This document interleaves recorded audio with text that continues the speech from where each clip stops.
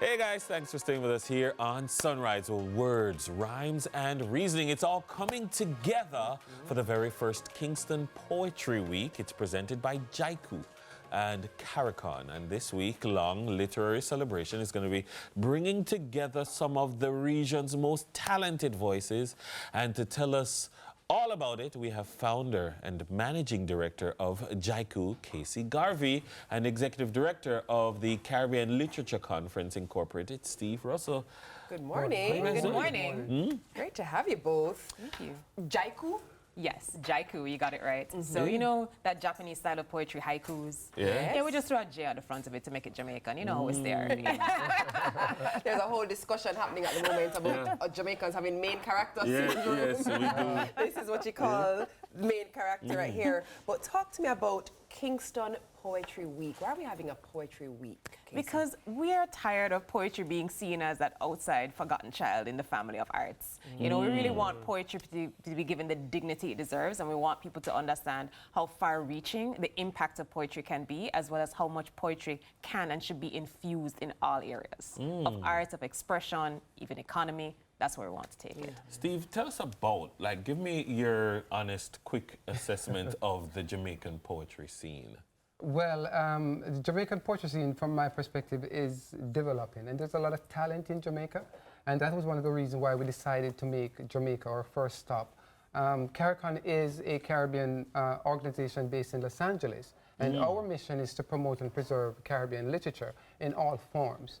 When the Poetry Slam started 2 years ago, we were getting a lot of entries from the Caribbean. But again, you have those adversities like visa issues and stuff like that. And so we decided, why not bring it to our people? Because I believe that we are best in telling our stories. And so that's where CARICON comes in, to create that platform where we can expose our Caribbean poets. And I think JAIKU is doing a great job, and that's why we partner with them in Tucumã and also the Edna Manley College of the Visual and Performing Arts. You mentioned Edna Manley, and that's where I was going, because for some people, they're passionate, they love poetry. They did poetry in sixth form, and they were exposed to Caribbean and American and global poets, and maybe if they didn't go to somewhere like Edna Manley, there's for them, no literary community.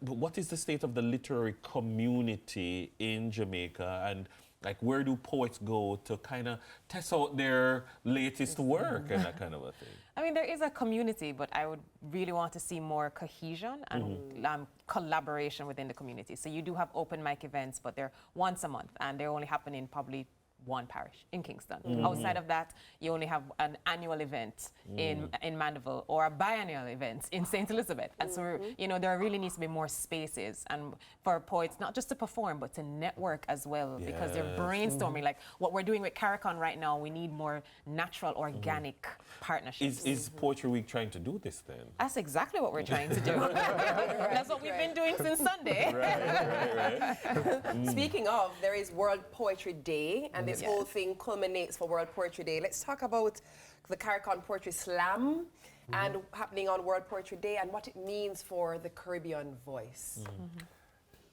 For me, living overseas, there's a lot of times when we go back to culture to keep us stabilized. And when we look at exploring the Caribbean, we recognize it's more than just Jamaica or the Spanish or the Dutch. So we try to incorporate all the different linguistic groups. What this does, it gives people their voice. And as we mentioned earlier, everybody's a poet. We just don't know it. And we're living in a society in the Caribbean where we think that you have to be anointed a poet to become a poet. But when you go to downtown Kingston, for example, and the man on the street is poetic. And these are the things that we're seeing, is that if we invest in the culture, then there's so much that we could extract from it, and so much that we could improve other people's lives just through poetry. We've done it with the entertainment industry. So what JAIKU is doing is one of those things to develop the talent, so we can see where we can also monetize that and make it a living. We do it naturally. You know, that's why Jamaica has that brand where everybody wants to be a part of it. Steve, you know what you just did naturally? You said everybody is a poet. They just don't know it. I heard it too. I think we both went, whoa. I felt it. Tell me the details about the event and how people can come out and support and be a part of this We're in the thick of it, right? We're in the thick of it. So even tonight, Olympia Gallery, I will be performing alongside a guitarist, and there'll be a visual artist as well. So we're doing this cornucopia of art. Then tomorrow night on World Poetry Day at Edna Manley, you can go on Buzzworld to get tickets, contact us on either of our Instagram pages to find out more about how you can get access there. That'll be at Edna Manley at 6. And then we're closing off the week with Talk the Things. Poetry and storytelling on the beach. Wow. At Jamnesia. Nice. So, Very nice. You know what I love about this? So often we complain that the entertainment scene, especially in Kingston, is very samey. You know, and you want more diversity, you want more. And you know, you could go to a live jazz night, you can go to a poetry night, you can do comedy one night, and people who come to the Kingston as a cultural city, this is what they want. For sure. So I think you're onto something. I mean, and I hope it lives on long, especially because if this is the first, I don't know where you're going next, but the success of what comes after is heavily dependent on and that's why we partner, this. because we cannot stay. So we come, we plant the seed, and organization like JAIKU and in Tukuma will, you know, nurture those talents so that we can build as we move on to different Caribbean islands. How do people get tickets? You can go on Buzzworld, or you can go like JAIKU Poetry on Instagram, Caricon LA on Instagram. You can contact us, and we're happy to let you know. All right. Listen, Hey, Andy. poetry on the beach. That sounds like my language. Hold on. Take us out, reading the prompter like a poet. Please. It's poetry night. You don't have to force me. Our guests were Casey Garvin and Steve Russell, stopping by to share the excitement of Kingston Poetry Week. Casey will be taking the stage for performance, bringing us up to news time.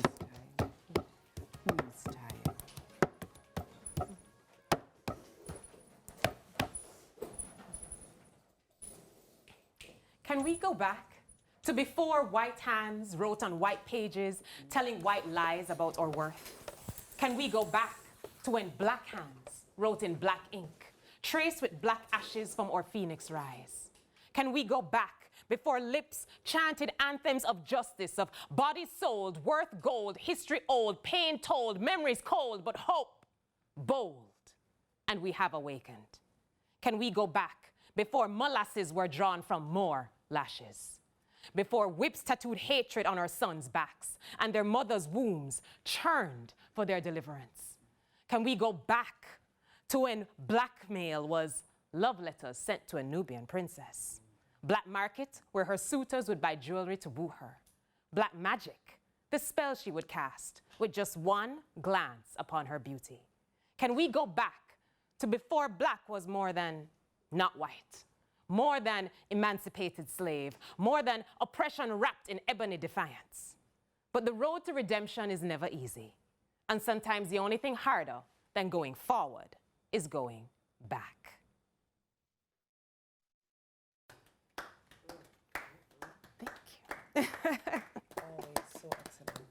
Always. You can snap too, you know.